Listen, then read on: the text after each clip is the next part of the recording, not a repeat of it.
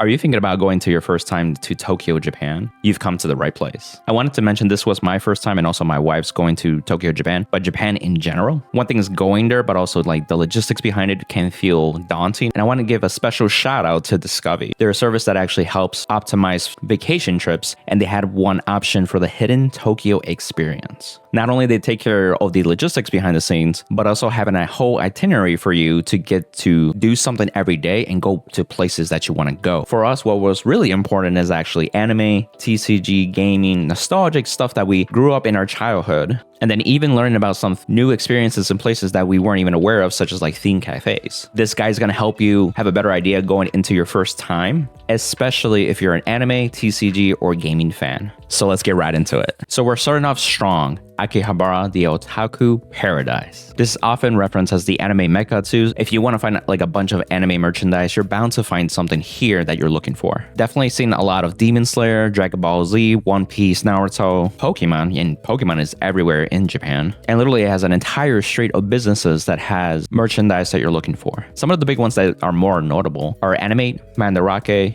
and Radio Kaiken. Anime has like a bunch of more of the newer stuff that I noticed too, and a lot of more variety of different animes that I wasn't aware of too. They have a lot more plushies, keychains. Mandarake is a really good place to look for figurines, especially if you're looking for some older classics too. I found even things that are like Godzilla, Gundam, and then of course like older school Yu-Gi-Oh for example too. So you're bound to find some stuff that is 15, 20 years old. One of my favorite spots was Radio Kaiken. It's basically like a little bit of everything, like a mall almost in a sense. So going into it, you actually see some TCG shops. So if you're looking for Yu-Gi-Oh, Pokemon, Cardfight, Vanguard, and many others too, you're bound to find singles, sealed product. I actually got a chance to buy some Japanese cards for me and my friends back home. And what was cool is that they had a really good selection. So I was able to find more meaningful cards for my specific friends too, which makes that a little bit special for giving gifts back home. In another floor, they actually have a lot more figurines too, and they have variety too. So you got a chance to see like even older stuff like Inuyasha, Dragon Ball Z, Dragon Ball Super, One Piece is huge. Got a chance to see Jujutsu Kaisen,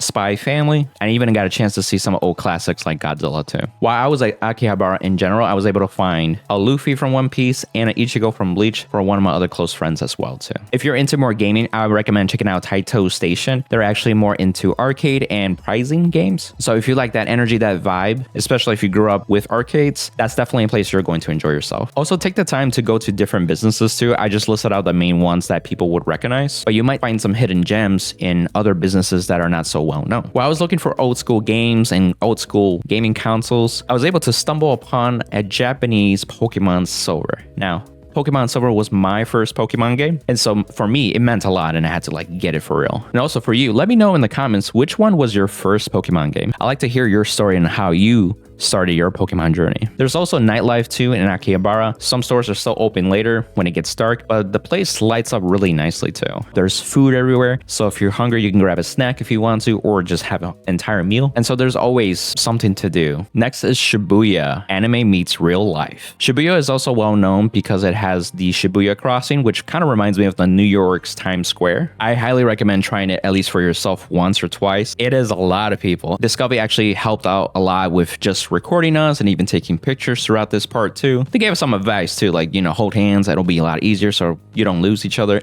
kind of thing. Some major anime tie-ins that you may recognize is more recent with Jujutsu Kaisen Season 2, particularly because of the Shibuya art. You'll see a lot of similarities with the area and also the subway stations too. And what was really cool is that I got a chance to do my own domain expansion, Sukuna's Malevolent Shrine. And so I thought that was really cool and actually be able to show people that. One of the subway stations was actually pretty empty at night. It was perfect to get in the Gojo pose with Infinite Void. And if you also are a Kingdom Hearts fan, especially if you play at the end of Kingdom Hearts 3, you realize that Sora wakes up in the middle of a city and there is a 104 building at the distance. Well, this is where the iconic 109 building actually exists in real life. It also looks fantastic at night because the sign actually lights up too. While you're in Shibuya, you want to check out the Parco building that actually has a lot of stores within it. There's one floor that actually has the Nintendo shop, the Pokemon Center for like the Mewtwo in a lab tube, the Capcom store, especially if you're into like Street Fighter or Okami, and also the Jump store that has a lot of different animes such as like Naruto, One Piece. There was a One Piece statue too, so I snagged a picture there too. I definitely recommend slowing down to take that picture of the Mewtwo in the lab too. That was actually really cool. One thing is seeing the pictures, but then when you're actually there, like, whoa.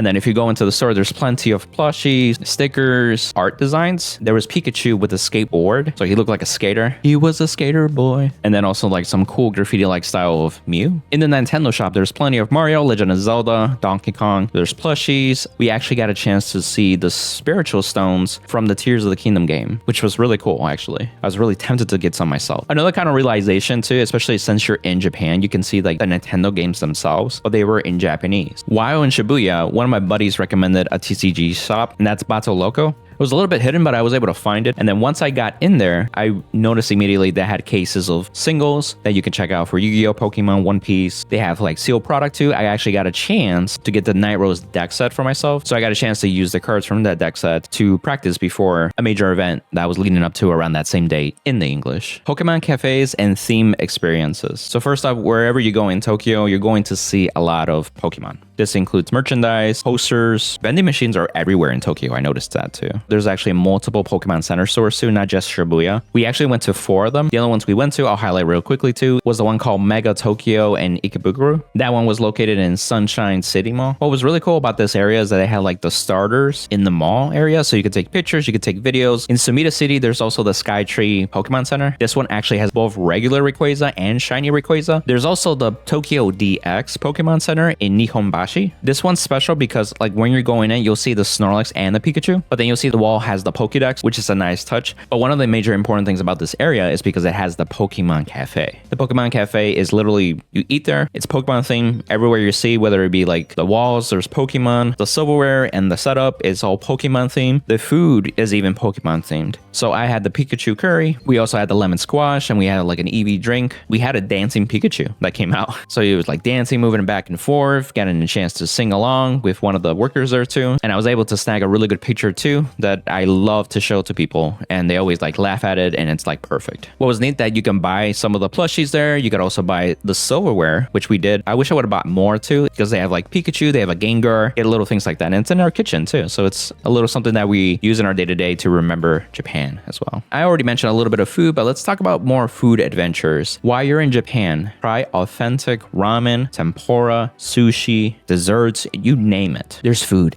everywhere. So literally you take a few steps, you're already hitting another business. And some places are smaller than others, so you know, pick your choosing too, but they have really good food. A place I recommend that we went to is Sushiro. They literally have sushi food come down a conveyor belt, and you can order with a tablet. It can also be changed to English, so you can just easily make the order yourself. They had interesting options. They had ones with burgers and chicken. I recommend trying a little bit of everything. But really what this reminded me is that if you ever played Pokemon Stadium, this reminded me of the Lickitung minigame. While you're shopping around in Tokyo, there's also places like Family Marts, 7-Eleven. They have good food options though. They also have chips, snacks, water. For sure, you're gonna be thirsty. We realized that we were averaging anywhere from 15,000 steps to 20,000 steps per day. So you definitely want some water and stay hydrated. Our local guide even told us like, you wanna try fried chicken over here? It's actually really good. And it was. I was really surprised. You could try the Famichiki from Family Mart as well. Not only you're used to vending machines that have cold drinks, but they also have hot drinks. So I got hot chocolate, for example, and it was hot too. In this section, I want to give out travel tips and also Discovi's value with our trip too. Discovi literally took the logistics behind it, like hotel booking, where to book it, where they recommended, train navigation too. Like I've used the Chicago Metro, but a different Metro could be different,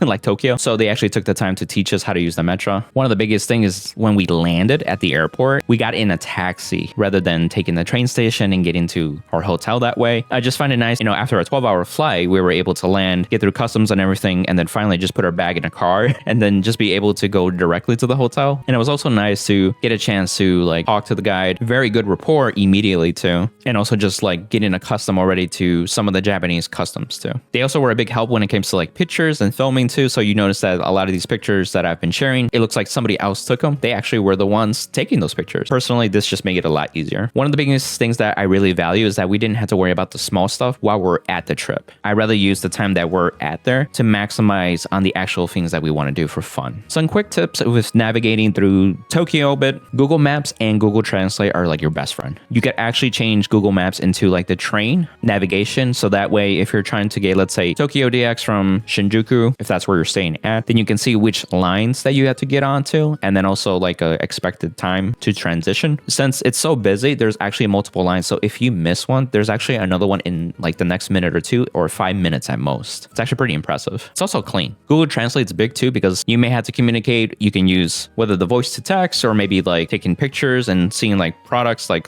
oh, what kind of chips are these? What kind of drink is this? And it'll like do it in real time, and or you could just take a picture and it'll do it on the picture itself. Some quick train etiquette too. Like you'll notice that even though there's a lot of people in the train station, it's actually pretty quiet. Most people are coming from work, especially, and they're tired. They actually fall asleep on the train too. So that's actually perfectly normal. Most people are also reserved and considerate others when they're on the train. So that's why they tend to be more quiet. If you go more outside to like Osaka, I realized that more people are more talkative there. But like throughout Tokyo, it was pretty quiet. In fact, if you're going up the escalator, I recommend getting on the left side if you're gonna stand on the escalator, and then let the whole right side open, so that way people can walk up faster if they need to. Some quick verbal etiquette. When I would buy something, I would say arigato gozaimasu, which means thank you very much. And you'll get better at it if you want to say it faster, like arigato gozaimasu. Do you also do the bow too? And then if you want to have a versatile excuse me, it's sumimasen. So that way people can understand like you're trying to get through. Luggage space. You either bring extra luggage with you or expect to buy a luggage suitcase at there. We actually bought one. And what was interesting, in Akihabara, we saw people with suitcases. And at first I'm like, are these guys coming directly from the airport? But it was actually them shopping, and people just put their stuff in the suitcase because it's kind of like a movable bag while you have it. And then it's like, it's already in there. Also take advantage of tax-free places. You can use your passport essentially at checkout. They scan it. You don't have to pay taxes on the products that you buy there, because you technically don't live there. Now you can use that extra money to save up, or you can use that save up money to buy even more stuff while you're there. The choice is up to you. This is a bonus section. If you're interested into Gundam, there's the Gundam statue in Odaya, but I recommend Ikebukuro if you're into Gundam kits as well. They have a ton of stores there. One in particular is the one Yamada Lobby, specifically the 6th floor. They have an entire floor of Gundam kits. And then also check out like the toy sections, because you never know what you find there. My brother wanted a specific Godzilla from a certain year, and I couldn't find them as figurines. I found what he was looking for, and I was able to bring it back for him. Sunshine City Mall there. They also had Pikachu desserts. So if you're more into the desserts, especially if you can't make it to the Pokemon Cafe, at least you can try out Pikachu sweets. They have pretty unique drinks, and then also like some of the decorations is cool. The Skytree has more places such as like a Harry Potter store, so you can do the Sword and Hat. They also have the Kirby Cafe and the Kirby store as well, so you could buy merch if you want to. I actually got some gifts for some friends too. They were really happy when they got that. And then 5 days we were in Tokyo. The 2 other days we actually went outside of Tokyo. We went to Osaka for Universal Studios Japan.